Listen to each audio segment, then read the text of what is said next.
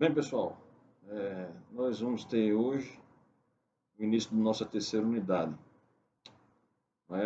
Tivemos a primeira unidade, uma perspectiva clássica, né, da teoria política do Estado, focando lá nas formas de governos clássicas, principalmente em Aristóteles, Platão, Políbio. Tivemos a segunda unidade com a discussão da modernidade, né, a ruptura, né, uma concepção mais idealista e trazendo mais uma perspectiva realista, né, das formas de governo e com os principais expoentes aí do pensamento da modernidade. E agora nós vamos entrar na terceira e última unidade, né, do curso, já passamos aí 2/3 do curso, uma discussão mais contemporânea, discussão essa trazida por uma literatura feita por mim, né, um livro feito por mim, publicado em 2019, Democracia, Violência e Segurança Pública no Brasil, onde o intuito é a gente discutir algumas teorias contemporâneas, a começar pela teoria democrática contemporânea, divisor de águas, né, da perspectiva contemporânea com a modernidade. A democracia moderna ela surge com uma perspectiva muito mais realista e eleitoral, né, com a democracia norte-americana, e rompe aí com tudo que se tinha até o momento, lá no final do século XVIII. Mas a democracia naquele período ainda era vista como uma forma clássica. Né? A forma clássica é a forma aquela que a gente estudou em Rousseau, né? Da participação direta, da vontade da maioria, e que foi criticado pelos liberais como sendo, na verdade, a tirania da maioria. E a democracia era muito semelhante a isso, a democracia clássica, a democracia na qual a vontade da maioria deve prevalecer, né? E a vontade da minoria não deve ser levada em conta.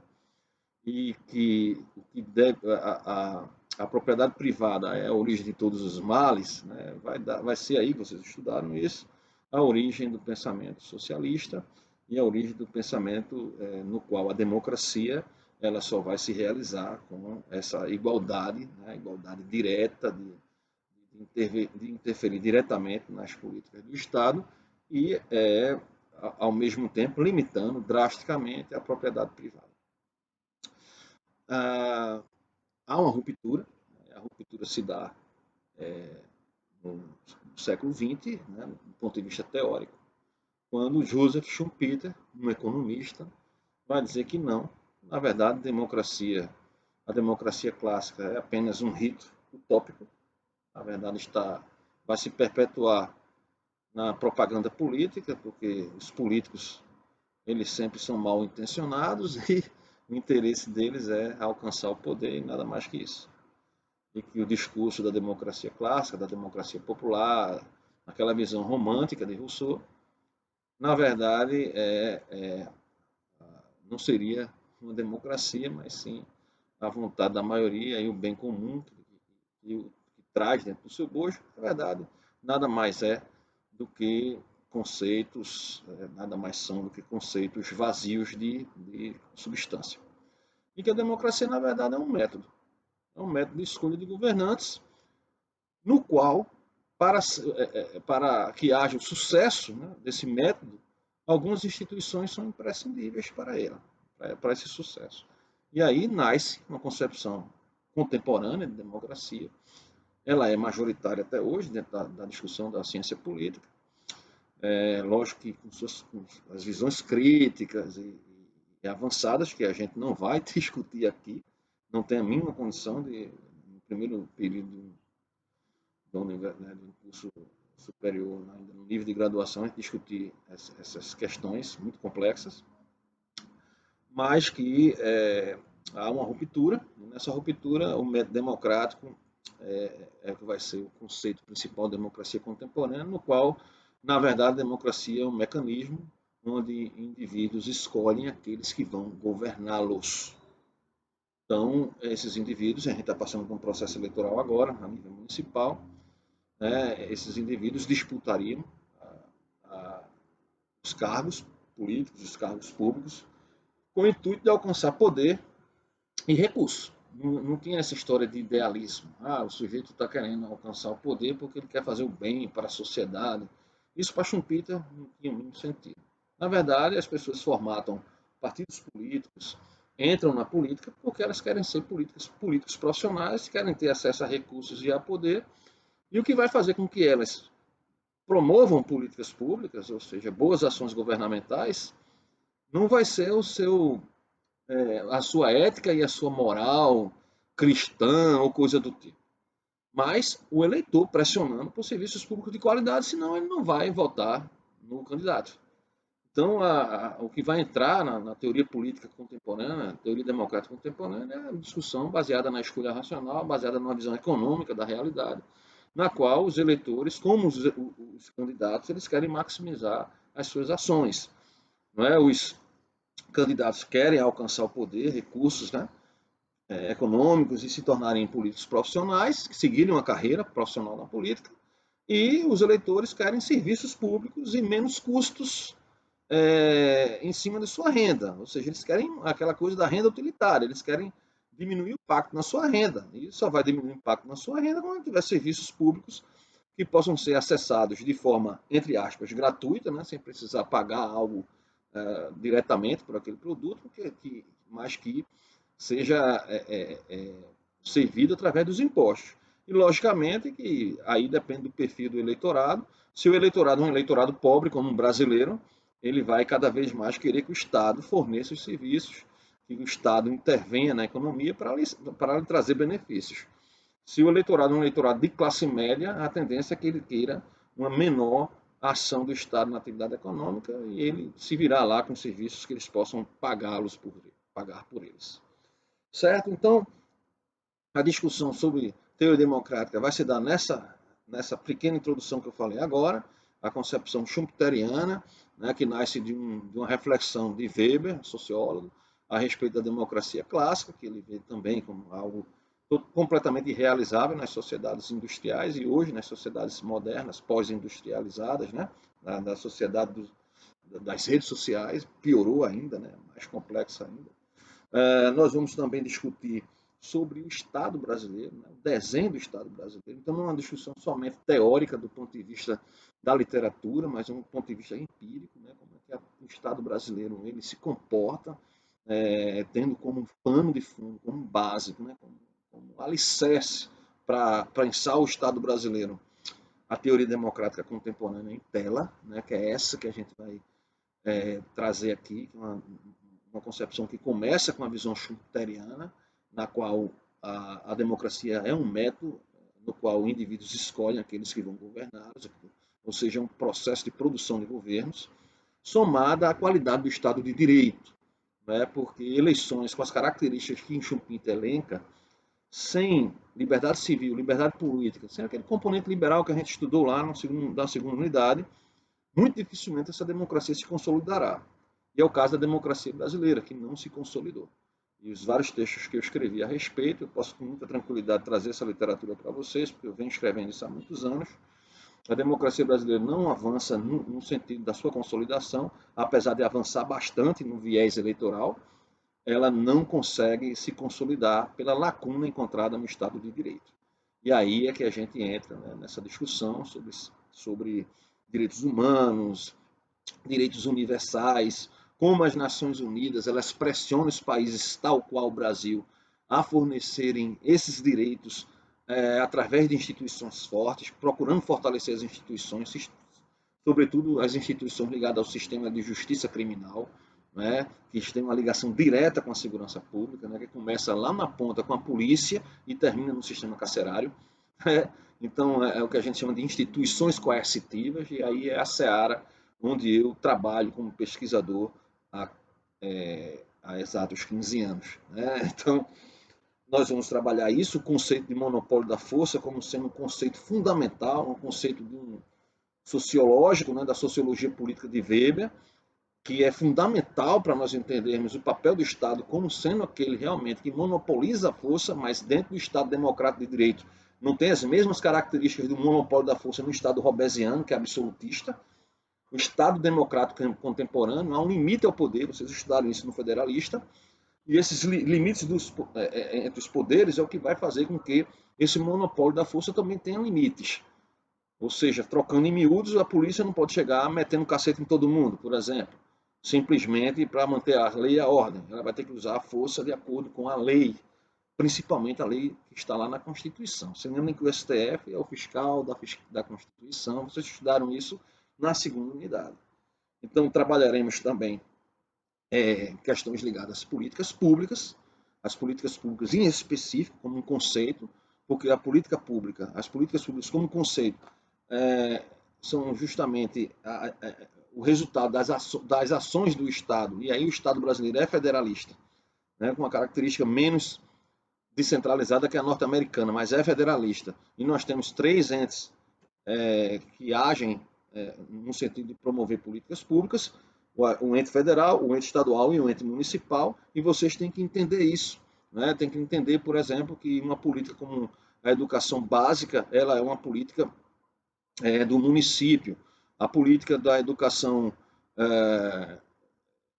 média, né, do ensino médio, já é uma política do Estado. Né? E você tem a União também fazendo políticas públicas, mas a concentração maior da União é no ensino superior. Então, você percebe aí essa relação, e nós vamos trabalhar um pouco com o conceito de políticas públicas, para abrir para vocês, né, essa perspectiva de que as políticas públicas não estão soltas no ar. Vocês já estão maduros o suficiente agora, né, já chegando aí praticamente a 2/3 da disciplina, entrando na fase final dela, que para que as políticas públicas sejam executadas e elas sejam bem-sucedidas, elas dependem de estados e governos responsivos. Aquilo que a gente chama de accountability, né? O accountability horizontal, no qual as instituições e os atores dessas instituições precisam respeitar as leis e serem probos, né? Serem probos no que diz respeito à aplicação dos recursos. Então, tudo isso aí diz respeito a toda essa discussão que a gente vem fazendo toda a disciplina. Vocês têm a oportunidade, estão tendo a oportunidade de entender melhor o funcionamento do Estado. E o Estado brasileiro, nós temos problemas sérios. Então, vamos entender um pouco do conceito de políticas públicas e a discussão de políticas públicas que nós vamos ter no presente, né, na presente discussão, né, que vai se desenrolar aí nessas próximas 3 semanas, é uma discussão baseada na questão nacional, numa política pública específica que nós vamos trabalhar, que é a segurança pública.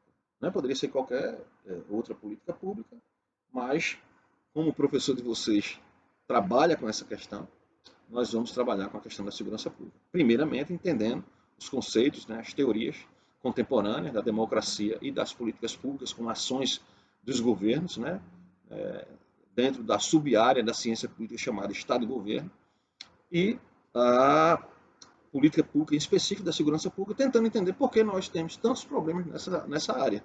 Porque nós não conseguimos controlar os homicídios, porque nós não conseguimos efetivar políticas públicas perenes, ou seja, as políticas públicas oscilam. Quando há mudanças de governo, geralmente as políticas de segurança pública tendem a piorar. Então, e aí depende muito da questão democrática, né, da democracia eleitoral, né, na qual nós escolhemos esses governantes, escolhemos aqueles que vão tomar as principais decisões, né? Dentro da linguagem das políticas públicas, os policy makers, né? Os tomadores de decisão. E para isso, nesse meu livro que eu estou passando para vocês, tem uma literatura vastíssima, certo? De que aqueles que tiverem interesse de estudar posteriormente a questão na perspectiva da gestão pública, claro, e militar nessa área, trabalhar na segurança, na gestão da segurança pública como seu tema, né? E tema que pode ser desenvolvido até no seu trabalho final de pesquisa dentro do curso e se especializar nisso, né, se tornar um gestor público com uma expertise em segurança pública, essa é uma oportunidade muito boa. Né? Nessa disciplina eu estou dando aí nessas três últimos encontros que a gente vai ter, 4 últimos encontros, a oportunidade de nós discutirmos essa agenda tão precária no Brasil contemporâneo. Certo? Dito isto, a gente vai começar aqui a discussão na introdução. Hoje, nessa aula que eu estou disponibilizando para vocês, nós vamos estudar a introdução, o capítulo 1 e o capítulo 2, certo? Então nós temos aí entre a página 13 e a página 64, certo? Nós vamos trazer de uma forma sintética aqui para vocês, para a gente discutir a introdução, né? Que aí a gente tem um panorama geral da, da discussão, né? Do livro, né? Que a gente tem na obra propriamente dita, e os assuntos dessa primeira aula, propriamente, que eu já antecipei para vocês. No capítulo 1 temos a discussão sobre democracia e Estado de Direito, teoria democrática contemporânea, que é um ramo muito forte, um braço muito forte da teoria política contemporânea, certo? Os direitos humanos, direitos universais e democracia, a relação desses componentes, né, que a gente chama de componente liberal, com o sucesso da democracia, sobretudo a democracia eleitoral. Quando a gente está falando aqui de democracia, essa teoria da democracia contemporânea que a gente trabalha aqui é uma teoria da democracia real, da democracia que existe, não de uma democracia ideal, que na verdade muitos defendem, mas que é apenas um ideal, né? Que é a democracia onde todos são iguais materialmente, onde há uma participação direta, o cidadão ele tem uma participação ativa e etc, etc. Sabe muito bem que é difícil, isso praticamente impossível. Existem mecanismos para que o cidadão participe mais, mas não com essa visão idealista. Da visão nossa aqui, da teoria democrática, trazida aqui é uma visão realista, a democracia como ela é, e não como deveria ser. Ela como ela é, e aí nós vamos, a partir do momento que teorizar essa democracia como ela é, verificar quais são as falhas institucionais dessa perspectiva teórica no mundo empírico, certo? Então, no capítulo 2 nós temos a questão das políticas públicas, né, seus conceitos, o caso da política pública específica que foi implementada no estado de Pernambuco para fazer uma análise institucional do seu sucesso. Né? Aqui eu analisei o período de sucesso da política pública de 2007 e 2013. Sabemos, e até uma nota de rodapé, que esse livro foi publicado ano passado, de que a partir de 2014, quando o Eduardo Campos, que era o governador do estado, saiu para disputar as eleições presidenciais, e teve aquele acidente aéreo, ele veio a falecer e tal, houve uma mudança, apesar de não mudar o partido político, houve uma mudança de ator político, e isso já foi suficiente para uma mudança na política pública que entrou em declínio. Né? As taxas de homicídio explodiram, as mortes por violentas intencionais também, e aí tivemos problemas sérios na área da segurança pública. Mas o período analisado aqui é o período no qual houve algumas tomadas de decisão que foram importantes para o controle ou para o decréscimo da violência naquele estado. Então, algumas variáveis foram analisadas, como as prisões de homicidas, que tiveram um impacto muito importante. A gente vai ver o modelo que eu utilizei aqui. A partir desse momento, a gente vai ver como a teoria ela precisa ser testada empiricamente, todas as teorias, certo? Então, a gente vai nessa última unidade, a gente vai ter a oportunidade de trabalhar um pouco com estatística, observando como os dados são fundamentais para a gente testar hipóteses teóricas. Por exemplo, há uma hipótese muito forte na literatura de que a violência ela é resultado de desigualdades sociais. Então, como é que a gente vai testar isso empiricamente? Então, a gestão pública, as políticas públicas trabalham dessa forma. O cientista político, o cientista do Estado moderno, contemporâneo, vamos dizer assim, ele trabalha dessa forma, com dados, com indicadores, porque a gente não entra nessa discussão política ideológica. A gente vai no que realmente existe, de fato. Então, se eu tenho uma dada realidade na qual há uma diminuição da desigualdade social e um crescimento da violência, então, por exemplo, há um decréscimo da desigualdade de renda, por exemplo, os mais pobres passam a ter mais renda e a violência mesmo assim cresce, nós temos aí um problema que a hipótese levantada com a teoria demonstra que há uma relação inversa. Então, a partir daí é que a gente entra com essa discussão. Por exemplo, no Brasil, há uma corrupção muito grande. De fato, mas há de fato que nós conseguimos comprovar isso empiricamente. O Brasil é um país da impunidade. É um país de muita impunidade, mas não porque nós achamos que mas porque existem indicadores que demonstram isso. Nosso país, em relação a países do mesmo porte, um histórico parecido, no contexto latino-americano, tem resultados completamente diferentes. Né? O Brasil com altos níveis de violência e de impunidade, enquanto países como o Chile, por exemplo, tem níveis menores de impunidade, melhor funcionamento de suas instituições de segurança pública com menos violência. Né? E países que passaram por ditaduras militares, países que passaram por períodos coloniais no seu passado histórico. Então, é justamente isso. Nós precisamos sair do mundo do achismo, que muitas das vezes a teoria nos deixa, para o mundo da realidade empírica. E é isso que a gente vai começar a fazer. E aí, a introdução, capítulo 1, capítulo 2, traz isso. Certo? Na introdução, que aí eu não vou falar de toda a obra aqui, porque um sumário, na introdução, a partir da página 13, nós temos a problematização e a discussão que nós vamos ter toda a obra. Né? Então, primeiramente, nós temos aí uma indagação, né, que o maior problema a ser enfrentado pelos governos democráticos do Brasil é o de garantir uma segurança pública eficaz, eficiente e efetiva sob o Estado Democrático de Direito, não é uma segurança pública na ditadura, uma segurança pública na democracia. Então, os preceitos constitucionais precisam ser respeitados. Então, a gente precisa jogar o foco nisso aí. Então, eu coloco como sendo o maior problema de políticas públicas a ser resolvido. Lógico que temos grandes problemas na saúde, na educação, temos, mas, na minha visão, os problemas da segurança pública são mais terríveis. A saúde tem um gasto elevado, tanto a segurança como a educação. E os resultados das três áreas são péssimos, mas o da segurança pública é o pior de todos. E aí é onde eu entro com a questão dessa crise na segurança pública, que é uma crise própria da democracia brasileira. Mas para isso eu preciso discutir, teoricamente, o que é a democracia contemporânea. Onde é que o Brasil se encontra dentro desse conceito de democracia contemporânea que a gente vai trabalhar aqui? Essa é uma questão fundamental. Né? Então, nós tivemos um processo de transição da ditadura para a democracia há mais de 30 anos. A nossa Constituição tem 32 anos, é uma Constituição dita cidadã. Né? Temos um problema genético na democracia brasileira, na qual você tem uma segurança pública que permaneceu em muitos de seus aspectos institucionais no seu passado autoritário.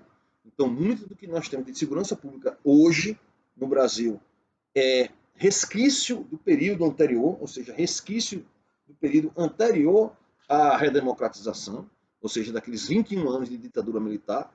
Por exemplo, antes do golpe militar de 64, não tínhamos polícia militar fazendo polícia ostensiva de rua. Era uma guarda civil fardada e uma polícia única, que fazia os 2 ciclos completos de polícia. Vocês vão entender isso melhor mais lá na frente.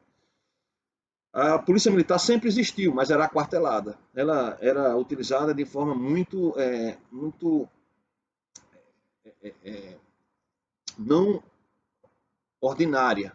Ela era utilizada aqui e acolá em alguns atos. Ela passou a ser a principal polícia. E a redemocratização não resolveu isso. A segurança pública, inclusive, foi uma área que não avançou na Constituição. A Constituição dita cidadã, ela tem um problema genético de autoritário no que diz respeito à segurança pública. E é isso que a gente vai discutir.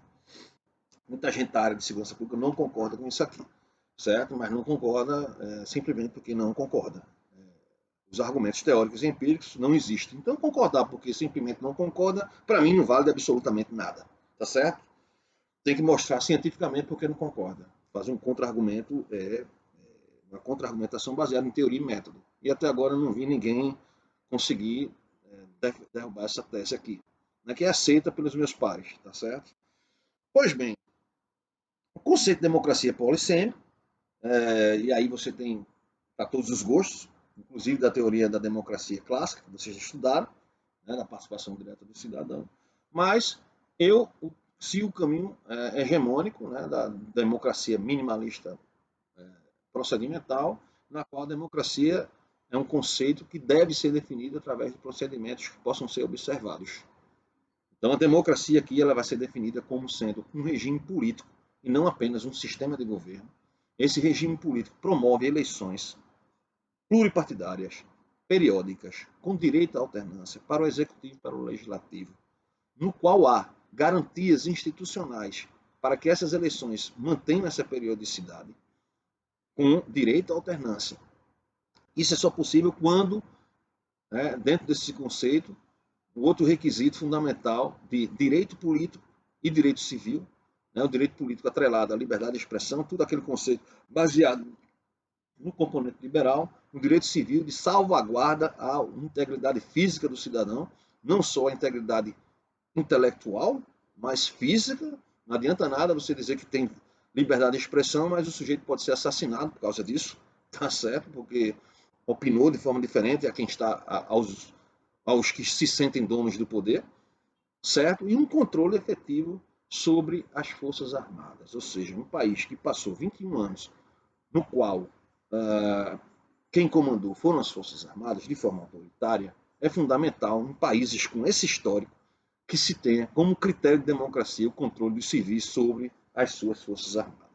Então, a definição do conceito de democracia seria minimamente este, onde o Estado de Direito está atrelado principalmente a essa perspectiva dos direitos civis e políticos, que não são apenas o direito ao sufrágio universal, de votar e ser votado, mas o direito de permanecer vivo, de ter acesso à justiça, de ter a sua propriedade privada garantida, não só na Constituição, mas na prática, na realidade prática das instituições que a gente chama de instituições de coerção. E aí tem toda uma discussão na introdução, certo, a respeito disso. Aí na página 18 eu afirmo, né, que o ponto central aqui da discussão em tela é a qualidade da democracia brasileira, e ela está ameaçada pela ineficácia, inefetividade e ineficiência de suas instituições ligadas à segurança pública. Então, a obra ela é trabalhada, ela tem que ser vista como um conjunto argumentativo e, ao mesmo tempo, separada, porque nós temos aí conceitos que precisamos aprender. Né? E o primeiro conceito que a gente vai discutir, já no capítulo 1, é o conceito de democracia. Né? Então, a nossa tese na qual a democracia brasileira é incompleta, ou seja, é uma semidemocracia, uma região híbrida entre a democracia consolidada e o regime não democrático.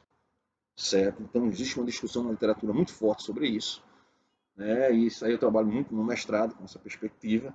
E o Brasil seria uma semidemocracia ou uma democracia incompleta. Uma democracia na qual há eleições, conforme a teoria, né? Essas eleições são periódicas, há direito à alternância, mas nós temos violações graves dos direitos civis e dos direitos políticos. Certo? Nós estamos vendo aí com essa eleição que está rolando agora. Né? E, por fim, há uma dificuldade em controlar as Forças Armadas porque elas mantiveram seus espaços reservados no processo de transição. Ou seja, transitamos da ditadura para a democracia eleitoralmente, mas não transitamos da ditadura para a democracia quando o assunto é segurança pública. Certo? Permaneceu ainda com vários problemas históricos. E aí temos a obra, né? O capítulo 1 trata da teoria democrática contemporânea, que dá a base ao debate teórico em tela. Também faz referência ao conceito de Estado de Direito democrático, trazendo a discussão teórica dos direitos civis, políticos e sociais na formação da ossatura epistemológica do conceito de Estado de Direito democrático. O capítulo 2 trata dos conceitos de políticas públicas e segurança pública. O primeiro como uma discussão teórica dentro do campo da administração pública e da ciência política contemporânea, desenvolvendo o conceito de Estado como a ação dos seus governos em prol de efetivar serviços públicos num modelo de Estado eficaz e que tem como foco a eficiência na utilização dos recursos públicos. Por outro lado, se desenvolve a temática das políticas públicas em torno da política pública setorial da área da segurança pública, da área da segurança interna, que é o caso analisado, é o caso de Pernambuco e o programa Pacto pela Vida. O capítulo 3 avalia a dinâmica do principal indicador de violência, criminalidade, que é o homicídio. Em todos os tempos e civilizações, a vida do homem foi o primeiro bem jurídico tutelado pelo Estado. É só se lembrar de Hobbes, certo? Daí a importância deste indicador como proxy, ou seja, como um substituto, uma variável, um indicador para substituir o conceito muito abstrato, muito amplo, muito diverso, que é o conceito de violência, certo? Contudo, neste mesmo capítulo são discutidos os conceitos de crime e de violência, tanto na perspectiva jurídica como na perspectiva sociológica. No capítulo 4, há o desenvolvimento de uma análise da segurança pública dentro do contexto da democracia brasileira. Demonstra que a segurança pública, como área de governo e política pública específica, se encontra em relação à teoria da democracia que está sendo trabalhada especificamente nesse trabalho. E aqui também entra a análise teórica das polícias no Brasil, né? Sua cultura, seus aspectos institucionais, com uma melhoria da gestão, ou seja, a simples melhoria no processo de gestão das polícias pode melhorar o quesito de segurança pública, mesmo com seus defeitos estruturais mantidos no processo de transição. O capítulo 5 traz, em forma de um olhar para o futuro, os desafios a serem enfrentados pela segurança pública dentro do que nós entendemos pela democracia brasileira semidemocrática. No capítulo 6 é tratado o tema da política de segurança pública no contexto internacional, fazendo um estudo comparado na América Latina com a Colômbia, o que ocorreu na Colômbia, como é que a Colômbia, um país tão violento, o cartel das drogas de Pablo Escobar, lá em Medellín, conseguiu, nas duas principais cidades, Bogotá e Medellín, controlar os homicídios ou mantê-los num patamar muito, muito menor do que os da década de 80 e 90. E, por fim, o 7º capítulo é tratar da gestão da segurança pública democrática, com a indicação de mecanismos de gestão e os gargalos encontrados no sistema carcerário brasileiro. Então, essa obra procurou trabalhar com teoria política democrática contemporânea, com os conceitos de políticas públicas e de segurança pública, com os conceitos de violência e o homicídio como um caso específico de análise, e, finalmente, a gestão pública, né? Não só a gestão pública da segurança pública, mas a gestão pública como um conceito que precisa ser compreendido e aplicado não só na segurança pública, mas como em qualquer outra área. Essa introdução traz uma visão geral do trabalho, né? E aí, nessa aula em específico, nós vamos nos centrar aqui no capítulo 1 e no capítulo 2. O capítulo 1 sobre a teoria democrática contemporânea, o Estado de Direito, a questão dos direitos humanos e como as instituições internacionais e nacionais elas trabalham em torno, né, desses conceitos, tentando implementar essa agenda internacional, né, da Carta Declaratória de Direitos Humanos nas suas instituições responsáveis pela garantia dos direitos civis, políticos e sociais. Mas, como a gente sabe muito bem, você pode ter direitos sociais em países autoritários, mas os direitos civis e políticos, eles não vão existir, certo? Então, no capítulo 1, eu já começo, né, argumentando mais uma vez que a transição de regimes autoritários para democráticos nos anos 80 e 90 mantiveram resquícios autoritários dentro dessas instituições, né, citando o trabalho pioneiro aí de Mendes, O'Donnell e Pinheiro. E aí cunho logo o conceito de democracia que eu falei agora há pouco. Né? A democracia, aí na página 23, é um regime político que promove eleições competitivas, livres e limpas para o legislativo e o executivo, que pressupõe uma cidadania adulta, abrangente, que protege as liberdades civis e os direitos políticos, na qual os governos eleitos de fato governam e os militares estão sob controle civil. Essa descrição é a minimalista procedimental que a gente usa aqui para analisar a democracia brasileira. Então, no que diz respeito aos critérios, aos critérios aqui das letras A e B, né? Então, eleições para o legislativo e executivo com essas características, e sufrágio universal, né, que é a cidadania adulta abrangente, nós avançamos nisso no Brasil desde 1985. No que tange, no entanto, as letras C e D, proteção das liberdades civis e dos direitos políticos, e governos eleitos que de fato governam, as Forças Armadas estão sob controle civil, aí nós temos problemas de violações graves e violações menos graves que fazem com que o Brasil não se consolide como democracia. A discussão é muito em cima disso. Mas antes disso, precisamos discutir a teoria em si. E essa teoria tem um início com a discussão de Weber, certo? Que definiu democracia aí na página 25 como sendo um mecanismo institucional de seleção de políticos competentes e capacitados. Para ele, a democracia seria uma seleção, entre aspas, natural de líderes competentes para a formação do parlamento. Então nós temos aí a visão da democracia elitista. É muito criticada no meio acadêmico, principalmente entre os cientistas sociais de esquerda, mas pouco importa isso, porque como a gente não discute ideologia, a gente discute aqui a prática, nós temos aí uma visão de que o elitismo democrático não tem a ver com uma visão na qual o povo não pode de forma alguma participar da política. Isso aí fica claro, né, no contexto weberiano e no contexto schumpeteriano, que a gente vai ver aqui. Mas a discussão mais contemporânea, posterior a esses dois autores, Weber, final do século XIX, início do século XX, Schumpeter, meados do século XX, autores do final do século XX, início do século XXI, já trabalham o conceito de elitismo de outra forma, não baseado no elitismo de Mosca, Gaetano Mosca, Valfrido Pareto e Richard Michels, não. Mas na concepção de elitismo no qual as elites governantes importam. Veja bem, nós temos um processo eleitoral agora ocorrendo. Campina Grande, por exemplo. Nós temos aí 3 candidatos que estão na frente, vamos dizer assim. Né? Não tem saído pesquisas percentuais aqui em Campina Grande. Mas são muito mais candidatos. Você tem pelo menos aí uns 5, 6 candidatos à majoritária. Mas a gente sabe muito bem que desses 5, 6, apenas 2, 3 têm realmente capacidade de conseguir vencer a eleição. Possivelmente teremos um segundo turno, mas porque o candidato que está em primeiro lugar não está com mais de 50% de intenção de voto. Então, nós temos aí uma elite política, certo? Essa elite política, ela vai vencer a eleição, seja ela de direita, seja ela de esquerda, seja ela de centro-direita, centro-esquerda. Ao vencer a eleição, ela vai precisar responder aos anseios da sociedade. E aí entra a responsabilização das elites, porque sempre é uma elite que disputa a liderança política. A competição pela liderança é uma competição feita entre elites. Então, quando o PT ganhou a primeira eleição lá atrás, em 2002, para presidente da República, passou a ser elite política. Já era elite antes, porque desde a eleição, da primeira eleição presidencial, que o PT está por ali, disputando o segundo turno. E venceu, finalmente, em 2002, depois de 4 eleições, indo para o segundo turno. Então, o conceito de elite muda. Não é esse conceito de elite do senso comum e não é o conceito de elite da concepção do elitismo político de Mosca, Pareto e Michels. Não. É uma concepção mais contemporânea na qual não há esse juízo de valor de ser dirigido pela elite uma coisa ruim ou uma coisa boa. A elite dirigente, quem dirige sempre vai ser uma elite, e essa elite dirigente precisa ser responsiva com as suas tomadas de decisão. Eles precisam seguir a lei. Tá certo? Então, muito nesse contexto.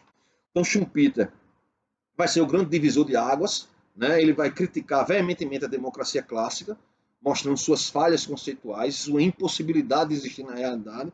Né? Então, por exemplo, aqui na página 26, um conceito que é caro na visão de democracia clássica, que é o de bem comum que a gente vem desde lá de Aristóteles, né? Que esse conceito vai ficar mais claro em Rousseau no que diz respeito à forma de governo democrática. O que é que Schumpeter diz? Schumpeter diz: não existe algo que seja um bem comum unicamente determinado, sobre o qual todas as pessoas concordem ou sejam levadas a concordar através de argumentos racionais. Para diferentes indivíduos e grupos, bem comum está fadado a significar diferentes coisas. Ou seja, mesmo uma sociedade onde você tem grupos organizados, bem comum para um grupo organizado vai ser uma coisa e para outro grupo organizado vai ser outra, principalmente nas sociedades heterogêneas do mundo contemporâneo, que a diversidade cultural é grande, etc. E tal. Então, é um grande achado aí de Schumpeter fazer essa crítica. E ele vai dizer que a democracia clássica ela vai continuar existindo dentro do rito utópico promovido por políticos que usam o discurso para garear votos. Né? E a gente vê que a retórica é muito forte. A maioria dos candidatos aí, a gente vê, um ou outro não, mas a maioria usa uma retórica. Né? Nós vamos fazer de Campina Grande uma Campina Grande grande. Isso é retórica. O que é isso? Quer ser grande, quer ser pequeno, quer ser médio para esse indivíduo. Então, esse discurso, que é o discurso da propaganda eleitoral, é o que vai manter a chama acesa da teoria clássica da democracia. Mas a democracia real, ela está longe, muito longe dessa perspectiva clássica. E aí, né, o Schumpeter vai dizer de forma bastante enfática de que a democracia é um método político, ou seja, uma estrutura institucional para chegar a decisões políticas, tanto legislativas como administrativas, investindo certos indivíduos com o poder de decidir sobre todas as questões como consequências de sua dedicação bem-sucedida à obtenção do voto popular. E aí Schumpeter traz toda uma perspectiva que vai ser tradicional e é forte até agora, certo? Quem trabalha com marketing político, quem trabalha com eleições, trabalha dentro dessa perspectiva do método. O que é que o cara faz, deve fazer para alcançar a maioria de votos? Né? Então, é isso. Mas, no entanto, para que esse método seja bem sucedido, e aí está na página 28, e aí Schumpeter inicia toda essa tradição teórica da democracia procedimental, ele diz o seguinte: para que o método democrático funcione, alguns critérios são fundamentais. Primeiro, o calibre dos políticos deve ser alto, ou seja, alta qualificação profissional e intelectual das lideranças políticas. Então veja que a qualidade das elites importa, né? Em segundo lugar, a competição entre líderes e partidos rivais deve ter lugar dentro de uma esfera relativamente restrita de questões políticas, vinculadas por consenso à direção-geral da política nacional, o que constitui um programa parlamentar razoável e questões constitucionais gerais. O excesso de participação é danoso, ou seja, muita gente querendo participar, ninguém toma decisão nenhuma. Questões muito específicas, especialistas já que devem tomar a decisão. Então, por exemplo, a vacina agora, que está sendo politizada, né, pelo Jair Bolsonaro de uma forma irresponsável, na minha visão, e de certa forma também pela oposição, o que é que a gente vê nisso? Que essas questões muito específicas, né, o que requer um conhecimento profundo sobre a matéria, não pode ficar sendo discutida como se a gente tivesse uma mesa de bar discutindo o placar do jogo do Flamengo com São Paulo. Precisa estar no âmbito dos especialistas, das agências responsáveis, e os governos precisam respeitar isso.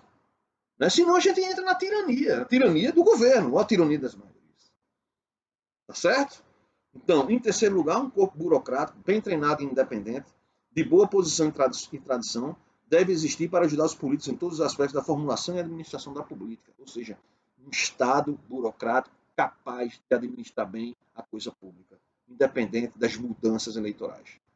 A gente precisa disso, né? Então, o que o Schumpeter está colocando aqui, não é? Se a gente for analisar friamente, tem nada de minimalista. Né? Então, requer realmente uma estrutura de Estado muito boa.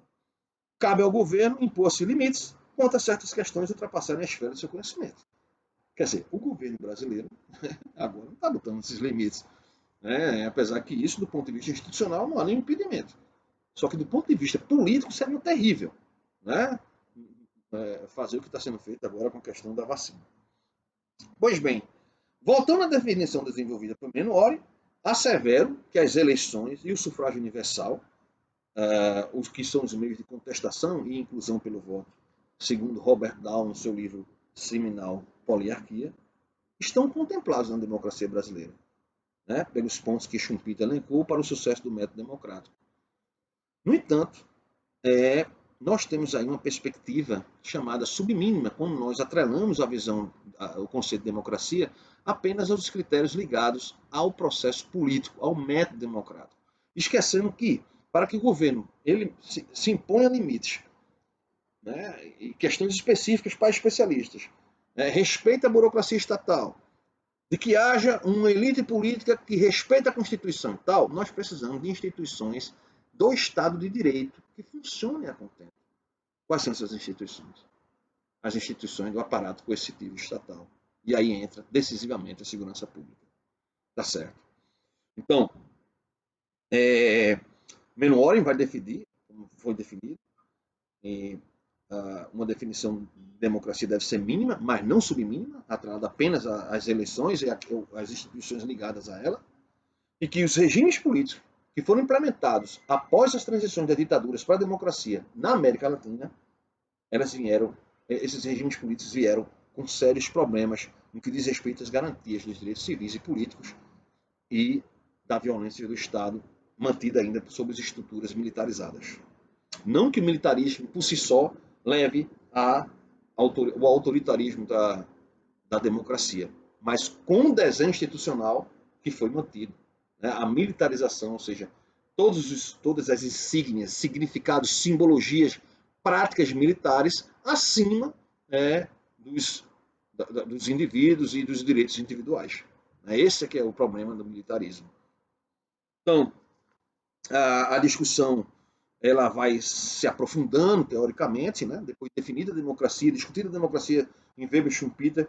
Então, nós começamos a discutir essas questões aí na página 30 e 31, especificamente na América Latina e no Brasil. Então, avaliando os critérios C e D da definição do Menuori, destaco a importância de se estudar os regimes políticos numa perspectiva procedimental, baseada em procedimentos e análises em cima de critérios, né, que possam ser avaliados,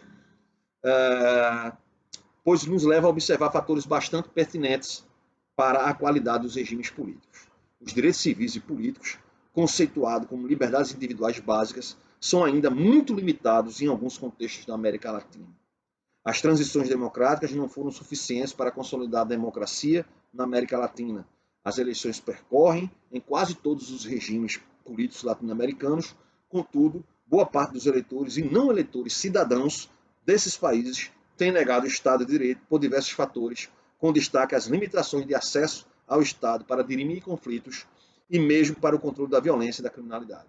Então, como nós temos lacuna nessas searas, os conflitos são inevitáveis. As pessoas começam a querer resolver seus problemas com suas próprias mãos. As democracias eleitorais não foram suficientes para instalar instituições democráticas no sentido do Estado de Direito democrático nas várias esferas das nações latino-americanas. Sob o verniz democrático que as eleições vislumbram no quadro institucional e no quadro político internacional, prevaleceu um sistema autoritário enraizado nas instituições do Estado, responsáveis pelo controle da violência e do crime. Nas palavras de Paulo Sérgio Pinheiro, professor da USP e representante dos direitos humanos nas Nações Unidas, ele diz o seguinte: não há nenhuma dúvida de que o processo de consolidação democrática faz emergir e fortalecer os 5 campos que interagem entre si e se sustentam: a sociedade civil, a sociedade política, o Estado de Direito, o aparato estatal, um Estado usável, e a sociedade econômica. Para Pinheiro, ele fala de consolidação democrática ligada à qualidade do Estado de Direito. E a qualidade do Estado de Direito vai estar atrelada diretamente à qualidade da própria democracia. Então, a discussão hoje ela não é só da consolidação da democracia, mas da qualidade dessa democracia, mesmo das democracias consideradas consolidadas. Existem diferenças. A violência descontrolada e práticas autoritárias das instituições coercitivas fragilizam as democracias latino-americanas. Por exemplo, homicídios em descontrole, homicídios descontrolados e violência policial desmedida são exemplos de ações, de inações e ações equivocadas. Certo? Tem toda uma discussão aí, no trabalho que eu publiquei juntamente com alguns professores da UFPE. Nós chegamos a uma conclusão interessante, aqui na página 32. No Brasil, as taxas de homicídio alcançaram índices alarmantes. A maioria das análises em ciência política negligencia a relação entre violência e qualidade da democracia. O Index of Democracy do The Economist Unite avaliou o Brasil como sendo um país de elevada pontuação no indicador de liberdades civis. Levou em consideração aspectos dos direitos civis que ignoram os homicídios.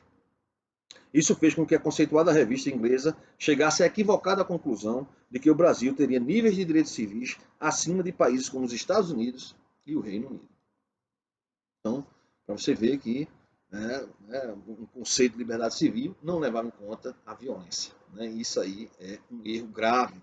E a gente encontrou esse erro grave e fez uma análise muito interessante nesse trabalho que publicamos em 2011.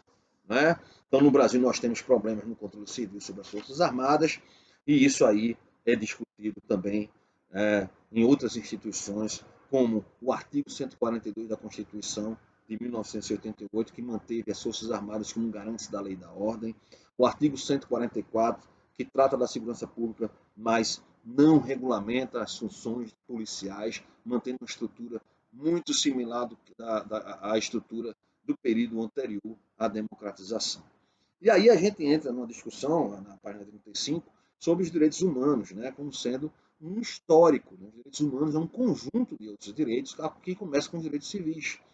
Então, na Carta Declaratória dos Direitos do Homem, foi instituída a resolução de número 217 na terceira Assembleia Geral das Nações Unidas, ocorrida em 10 de dezembro de 1948, 3 anos após o fim da Segunda Guerra Mundial, depois das arbitrariedades e das barbaridades da Segunda Guerra, principalmente no nazifascismo. No preâmbulo desta carta, da qual o Brasil é signatário, os povos das Nações Unidas declaram-se decididos a preservar as gerações vindouras do flagelo da guerra, a reafirmar a fé nos direitos fundamentais do homem. Se lembre de qual é a origem desses direitos fundamentais do homem. Onde é que está a origem dessa discussão?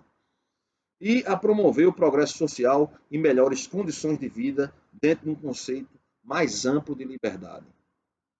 Verifica-se nesse trecho da Carta Universal dos Direitos do Homem e do Cidadão, dos direitos universais do homem, do ser humano, o forte caráter liberal, em meio à preocupação em garantir um mínimo de dignidade humana, ao falar-se de promoção do progresso social. Ou seja, sem direitos civis, nada de progresso social. Certo? Mas antes do progresso social, a liberdade do direito, a liberdade como direito e valor universal, é defendida com veemência por esses documentos. Tão importante, sobretudo por ter sido composto em um momento fundamental da história da humanidade após a catástrofe da Segunda Guerra Mundial. Esse manual, né, ele tem aí uma preocupação, né, na página 36, a gente destaca isso, pois em países cujos contextos de regimes políticos são não democráticos ou semidemocráticos, como o caso da maioria dos países latino-americanos, a fragilidade das instituições políticas, sobretudo aquelas ligadas ao aparato de justiça, inclusive o criminal, é quase uma regra. Compare os sistemas de segurança pública dos países, né, chamados países desenvolvidos, de democracias avançadas, com os países da América Latina. Compare. Né? Na América Latina, vários especialistas questionam a propriedade de se aplicar o rótulo de democracia à maioria dos países dessa região. Né? Então, democracia procedimental, eleitoral, todos são, ou a maioria é. Mas democracia consolidada, ou seja, conforme o conceito que trabalhado por Scott Manwaring, garantidos os direitos civis e políticos e controle sobre as Forças Armadas, nós temos aí regimes híbridos e não totalmente democratizados. Então, os direitos fundamentais, que são os direitos de primeira geração, são os direitos à vida, à liberdade, aos bens e à felicidade. Sem Estado de Direito sólido, abre-se a lacuna para a agressão e violação desses direitos. Se lembrem do termo robesiano, que leis sem espada, isso foi repetido até pelo federalista. Leis sem poder coercitivo são aconselhamentos, meros conselhos. E a gente sabe que nem todo mundo segue os conselhos. Então, sem Estado de Direito sólido, abre-se a lacuna para a agressão e violação desses direitos, o que ocorre em muitos países, sobretudo na América Latina, no leste europeu, em vários países africanos e em boa parte da Ásia.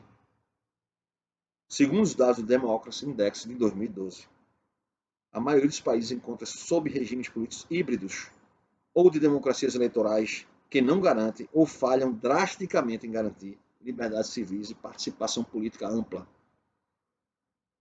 As pessoas são perseguidas por suas opiniões, até por sua religião. Como é que você vai chamar um danado de um país desse democrático? A preocupação das Nações Unidas em criar um manual, conteúdo e formatar instituições nacionais de promoção de direitos humanos e universais justifica-se pela existência de fragilidade democrática em muitos contextos de países localizados nos diversos continentes. A grande maioria dos países. A grande maioria dos países ou são democracias eleitorais de fachada, democracias eleitorais com graves falhas institucionais, como a brasileira, ou regimes realmente autoritários. A minoria é a democracia consolidada, que contempla todos os critérios ali que o Scott Manwaring traz. É impressionante, né?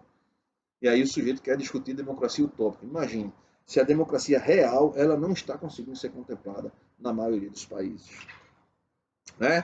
Então nós temos aí alguns artigos interessantes. Né? Na página 39, por exemplo, o artigo 1º, né, do Manual, né, dos Direitos Humanos das Nações Unidas, e diz o seguinte: todos os seres humanos nascem livres e iguais. Perceba que esse discurso, né, nascem livres e iguais em dignidade e em direitos. Isso é liberalismo, gente. Dotados de razão e de consciência, devem agir uns para com os outros com um espírito de fraternidade. Verificamos a influência justnaturalista. Né? Todos nascem livres e iguais. Locke, em seu segundo tratado sobre o governo civil, delineou os princípios do individualismo encontrado neste artigo. De outro lado, percebemos a forte influência da Revolução Francesa, quando este individualismo, baseado na razão, preocupa-se com o espírito social da liberdade dos indivíduos iguais e que buscam ou devem buscar garantir essa liberdade para seus vizinhos e parentes. Já no artigo 3º, todo indivíduo tem direito à vida, à liberdade e à segurança pessoal. Não há trecho mais claro. Né? Neste artigo, vemos a preocupação com a garantia da propriedade privada, que conceitualmente é a garantia da vida, do trabalho livre, da liberdade religiosa, cultural, profissional e da segurança institucional aos bens advindos com o trabalho. Ou seja, sem segurança pública, nada feito. Né?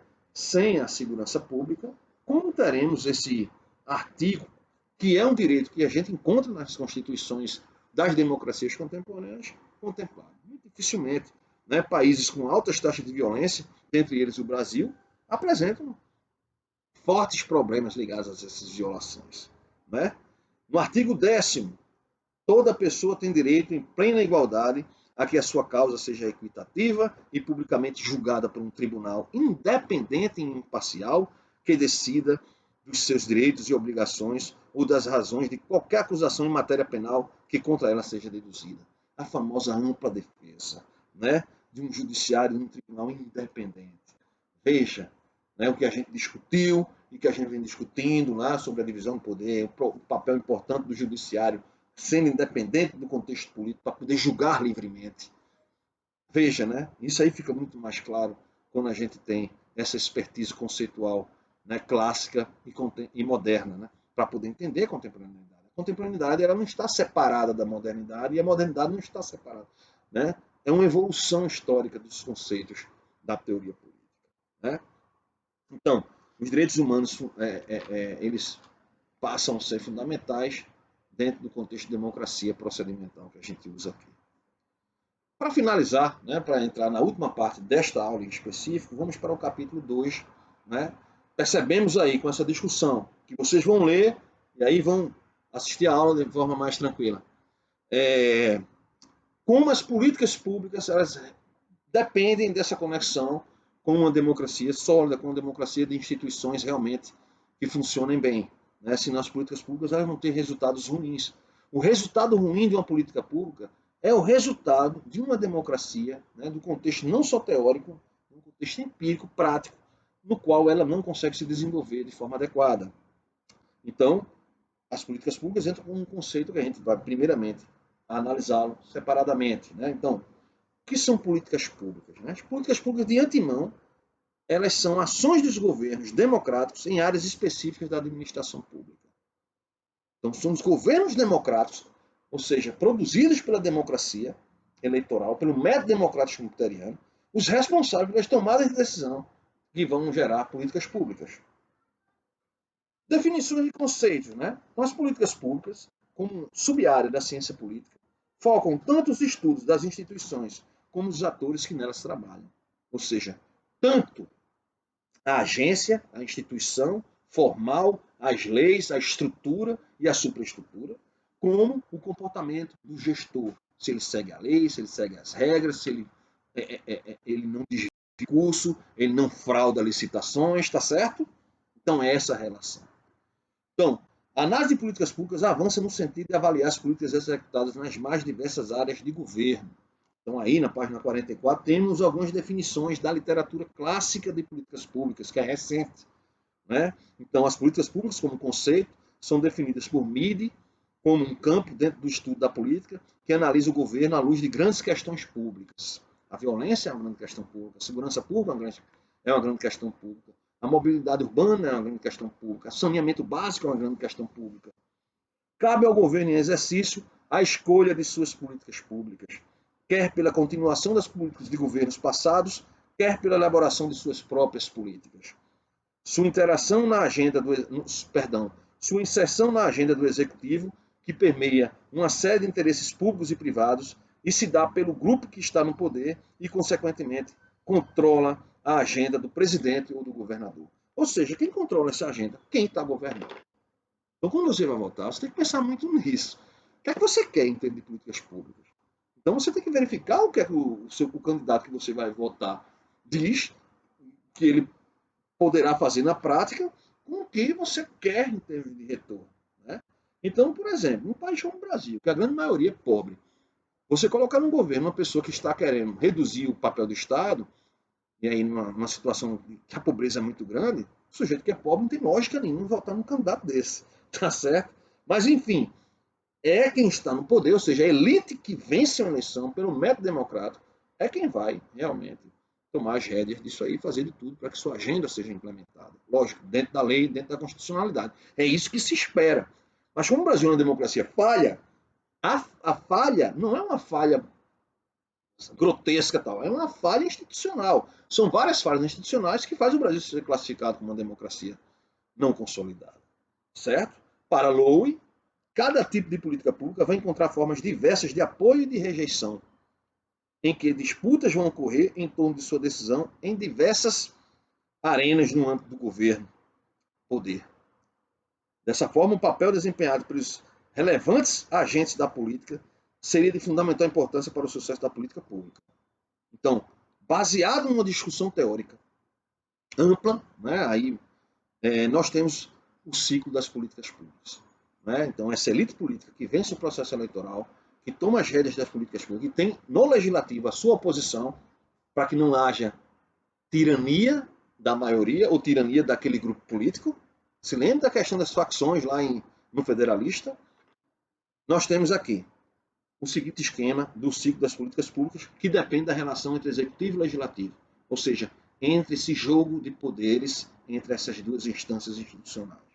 Então, primeiramente, a definição da agenda, que é a literatura norte-americana, né, que é a literatura base das políticas públicas, chama de agenda setting. A identificação de alternativas possíveis de serem implementadas, a avaliação das opções, né, porque são muitas alternativas, mas os recursos não são muitos. A seleção das opções que possam trazer resultados, não só resultados em termos de políticas propriamente, mas em termos eleitorais, se faz esses dois cálculos. A implementação da política pública e o seu julgamento posterior, que a gente chama de avaliação de políticas públicas. Quando você vai fazer uma análise de políticas públicas, você analisa todo esse trajeto aí. Desde o trajeto da definição da agenda, que é um trajeto político, até o trajeto técnico do implemento, se ele foi bem sucedido ou não. Cada etapa dessas é avaliada pelos tomadores de decisão e é calculada estrategicamente ao longo do período histórico analisado. Dessa maneira, definir uma política pública específica para a segurança pública requer estratégias que passem pelo filtro da agenda dos tomadores de decisão, pela identificação de alternativas de políticas vis-à-vis as existentes, a avaliação das opções identificadas e, a partir daí, a seleção da política pública mais premente e a implementação e depois a avaliação.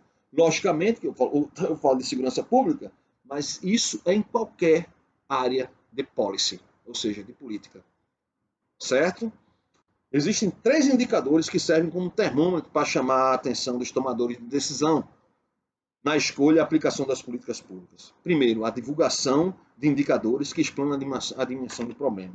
Então, a gente vê aí a importância dos bancos de dados estatísticos para a gente poder avaliar políticas públicas, para a gente saber se as políticas públicas avançam ou não. Aliás, dados estatísticos hoje são importantes para qualquer área, não só de políticas públicas, qualquer área que você possa imaginar. Eventos como desastres ou repetição constante do problema, informações pela mídia e pela sociedade civil organizada que mostram as falhas na política atual ou seus resultados pífios. Então, o que é que nós temos aí? Na região Nordeste, a grave descontrole dos homicídios. Este é um indicador importante de insegurança que mostra a dimensão do problema, repetindo-se numa dada série histórica que é longa e é amplamente divulgado pela mídia, contemplando os 3 pontos do termômetro destacados acima. Né? Então, a área, por exemplo, ambiental, né, nós estamos tendo aí vários incêndios, queimadas e tal, são um termômetro. Então, na prática, o que é que está acontecendo? Então, são questões que estão dentro desses 3 elementos. Pernambuco implementou uma política pública específica, que foi a política do Pacto pela Vida, e essa é a política que eu analiso especificamente aí. Então, conceito de política pública, Estado em ação, problemas públicos que devem ser resolvidos pelos governos, né? Dentro daquela conjuntura do ciclo das políticas públicas tal que eu trago aqui. E aí vocês vão fazer a leitura. Então, a política pública específica de Pernambuco, ela vai ser analisada baseada na perspectiva da sua meta, a principal meta do Pacto pela Vida era reduzir em 12% ao ano os homicídios. Ele foi implementado em maio de 2007, certo? Teve alguns problemas iniciais, e a mudança na gestão, a mudança de ator político foi fundamental.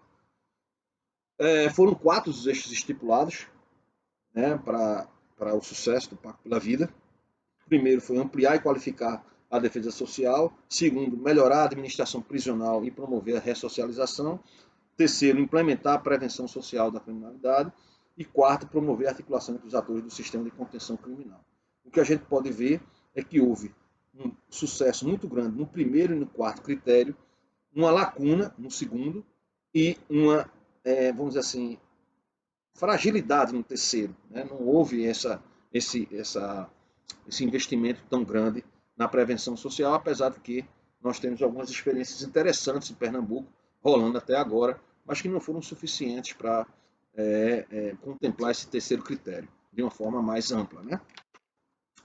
Então, foi diminuído o déficit de efetivo policial, foram contratados mais profissionais para a área de segurança pública, inclusive para a polícia científica. Houve a mudança do gestor, né, que na época era o vice-governador João Lira, foi substituído pelo então prefeito Geraldo Júlio, que inclusive depois saiu candidato a prefeito, e faz 8 anos, está saindo agora do Estado, então ele era secretário de Administração e Planejamento e assumiu a pasta no que diz respeito à gestão da área de segurança pública.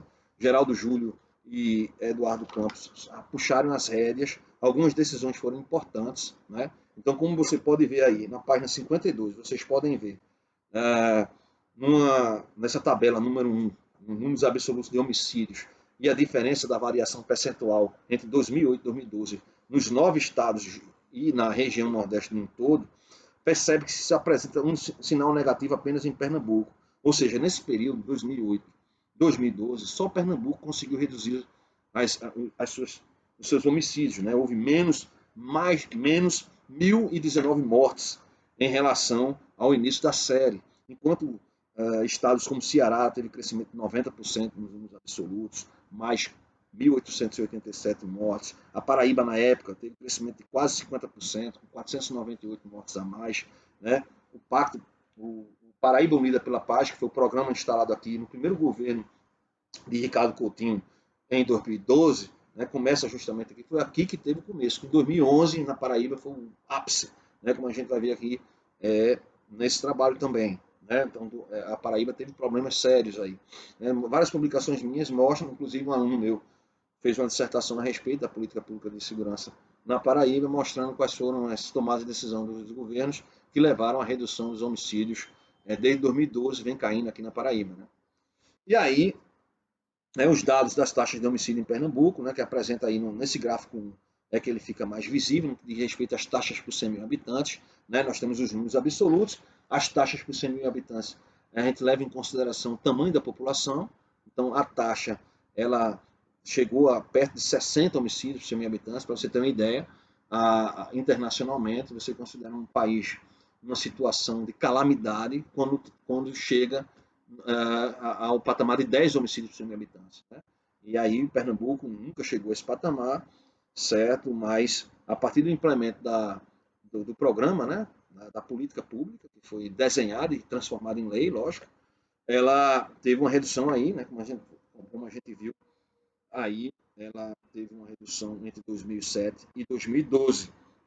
Então, como tem aí no trecho abaixo, né, em 2001, a taxa foi de 58,8, quase 60 por 100 mil habitantes, e essa taxa, no último ano da série, caiu para 37,2. Foi, portanto, uma redução de menos 36%, mas claro que a gente analisa quando é implementada a política, que foi em 2007. Houve algumas tomadas de decisões importantes no próprio Departamento de Homicídios e Proteção à Pessoa. Houve um aumento da produção de inquéritos policiais, né? Porque a gente sabe muito bem que se tem um homicídio e você não tem investigação, ninguém vai ser preso. O Brasil ainda tem uma lacuna muito grande. Né? De cada 100 assassinatos, 70 não são investigados, né? Não são resolvidos, vamos dizer assim. Não é que não sejam investigados, não são resolvidos. Em Pernambuco houve uma diminuição disso. Um dos investimentos feitos, e aí teve um papel decisivo dos gestores, né, dos policy makers, foi justamente dizer, olha, não, há um discurso muito forte, ideológico, de que prender não resolve nada e de que você está abarrotando o sistema penitenciário. Existe uma meia-verdade aí. Né? Você prender a toque de caixa, sim, um ladrão de galinha não vai interferir em nada e ele vai ficar mais criminoso ainda ao entrar no sistema carcerário como o nosso. No entanto, há um tipo de criminoso que precisa ficar preso. Né? Ele precisa ser intimidado de alguma forma. Ele precisa ser inibido de alguma forma. E esse é um homicida.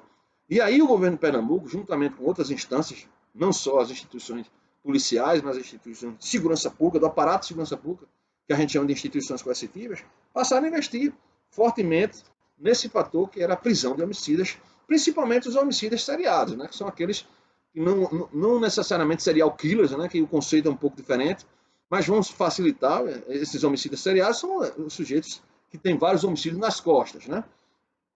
E aí você pode ver na tabela 2 como houve um aumento de prisões, né? Então, as prisões aí foram divididas, a variável prisão foi dividida em 5 subvariáveis, né? Prisão total, prisão por homicídio qualificado, prisão por homicídio simples, prisão por latrocínio, né, que é o roubo seguido de morte, e prisão por crimes violentos, letais e intencionais, que soma todas as mortes violentas, não só os homicídios qualificados e simples, né, que são os homicídios dolosos, mas também os latrocínios e os crimes resultados de agressão, né, de agressão física, né, as mortes resultadas de agressão física. E você vê aí que o homicídio simples, né, que é a maioria dos homicídios, né, como a gente vê aí nos indicadores, teve um crescimento de prisão entre 2006 e 2011 de 851%. E veja que de 2006 para 2007 houve uma explosão. Ou seja, 2007 é um ano decisivo. Assim que se implementou o programa, se começou a prender muito. E isso foi aumentando, com o recorde em 2010, que foi um ano que teve maior redução. Se você pegar o gráfico aqui, o gráfico da página 53, e comparar 2009 com 2010, você vai ver um período mais acentuado de redução, né? Então foi um ano decisivo de redução. Para ficar mais dourada a pílula de que essa tomada de decisão foi importante, que empreender importa, certo? E essa história de querer soltar todo mundo é perigosa, tá certo? É só a gente pegar o modelo de correlação de Pearson, que é um modelo estatístico simples, no qual a gente mede, avalia a correlação entre duas variáveis. Uma variável Y, que é a variável dependente, prisões, ou, aliás, violência, e a variável independente, que é a variável teste, que eu quero ver se tem relação, tem correlação, que é a variável prisões. E o que é que a gente tem aí? Né? Há um pequeno erro na tabela, onde tem prisão total é prisão tote pri quali, né? Homicídio qualificado, né? De pri HQ, né? Que houve um erro aí, a gente está não vendo na correção. Então nós temos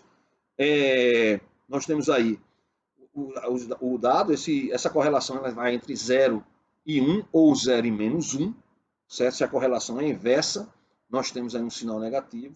E o que é que nós temos aí? Nós temos que a prisão total, ela respondeu, apesar de ser uma resposta alta, no nível de 652, né? A prisão, aliás, 387, nós temos aí um dado positivo, que houve mais prisões com mais homicídio. Homicídio, né? Nós temos as respostas aqui na página 59. Então, o que é que nós temos? A correlação de Pearson é um modelo estatístico que mede a correlação de variáveis que vão de 1 a menos 1. Não é um teste de causalidade, mas quanto mais próximo de zero, menor a correlação. Então, se você tem uma tese, uma hipótese que afirma que prender mais diminui o crime, então eu tenho na correlação um modelo que pode levar a uma inferência causal, sim, porque a hipótese ela é dicotômica. O sinal negativo ou positivo afirma a direção da correlação entre variáveis testadas. Os níveis maiores de correlação das variáveis independentes de prisões por homicídios qualificados e prisões por homicídio simples, o homicídio simples tem mais relevância porque aparece um sinal negativo. Então, o sinal negativo é que, enquanto um cresce, o outro decresce, fica mais claro com o homicídio simples. Nós temos as correlações mais fortes. Então, as prisões específicas em homicidas têm muita relevância com a queda da violência homicida, muito mais até do que indicadores socioeconômicos que não foram trazidos aqui, mas o que eu testei em outros trabalhos. Então, prender a toque de caixa, deixar pessoas por crimes menos graves, que não foram julgadas em regime fechado, é um equívoco que nós temos hoje, como nós vamos ver lá na frente, né? Apesar dos dados serem de 2014 nesse livro. Dados mais recentes mostram que somente piorou. Nós temos indicadores nos quais mais de 40% das pessoas que estão hoje sob custódia do Estado no sistema prisional brasileiro não foram julgadas no tempo correto, ou seja, estão presas de forma ilegal, ferindo o princípio constitucional de direito civil, da celeridade processual e de ampla defesa. Certo? Isso não é uma linguagem jurídica. é uma linguagem da ciência política, propriamente, certo?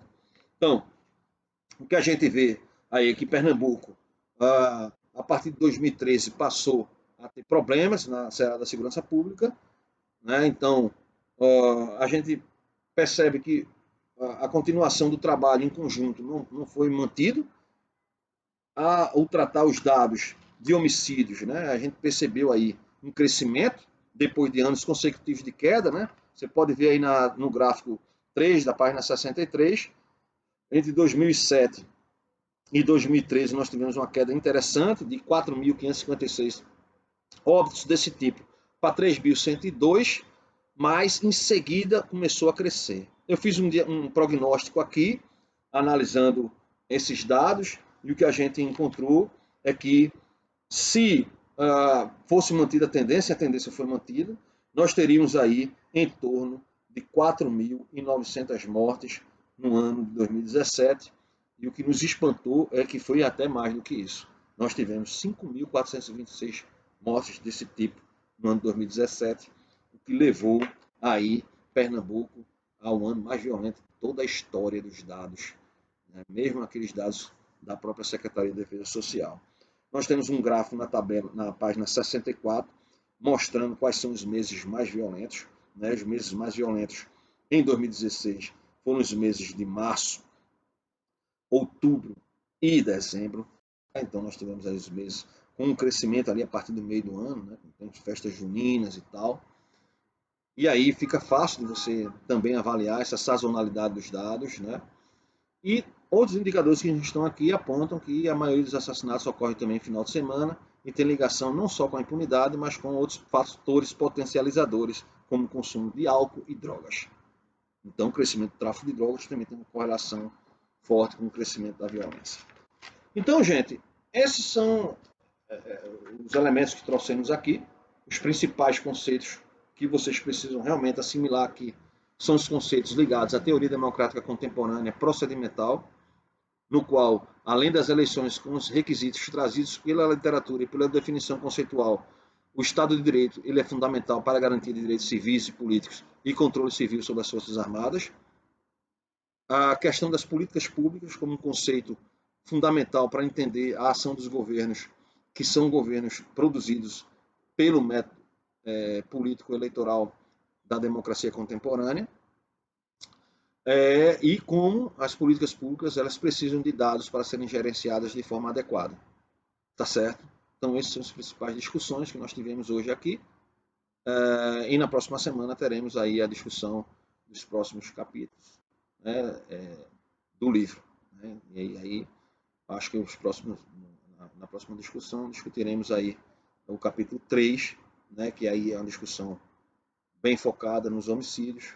Capítulo 4 e 5, né, nós discutiremos ali aí, na aula que vem, né, capítulos esses ligados aos homicídios, a questão da segurança pública no contexto da democracia brasileira, o papel das polícias, como as polícias foram desenhadas nesse período histórico, pós-redemocratização, e o capítulo 5, que são os desafios a serem enfrentados pelo aparato de segurança pública nesse contexto, né, temático aqui que nós estamos elaborando.